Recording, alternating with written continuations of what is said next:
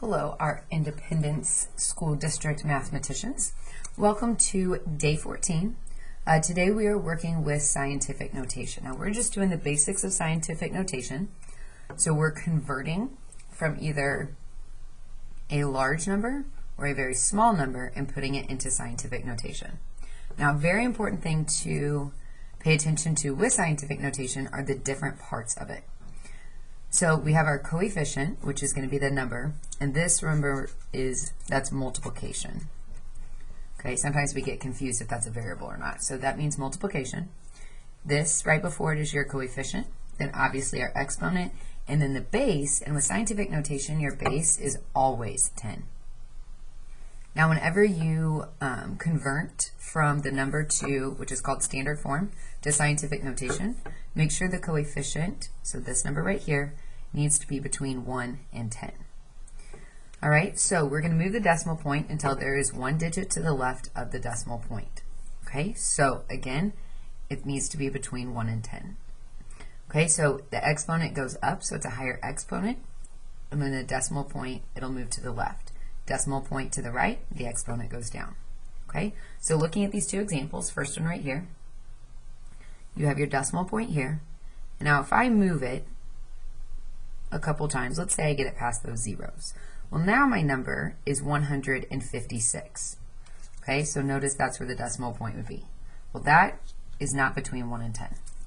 I need to move it again. So now what I would have, if that's where my decimal point is I would have 15.6.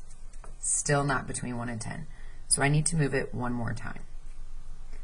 Okay, so now I'm left with 1 and 56 hundredths, and then times 10, and then how many times do we move it? We moved it 5 times. So 5. Okay, so if it starts as a number greater than 1, you will have a positive exponent. Okay, so now moving over here, starting with my decimal here. Now that's a really small number, so we're making it a little bit more manageable to understand. So I'm going to move my decimal point once, twice, 3, 4, 5. So now if I leave my decimal point right here, okay, notice I would just have 53 hundredths. That's not what we need. Remember, we need it between 1 and 10. So I'm going to move it one more time. So now I have 5 and 3/10 times 10, and then we moved it 1, 2, 3, 4, 5, 6 times. Now because it started as such a low decimal, or if it's less than 1, then it's going to be a negative exponent. Negative exponent, remembering back from our exponent rules, negative exponent does not mean a negative number.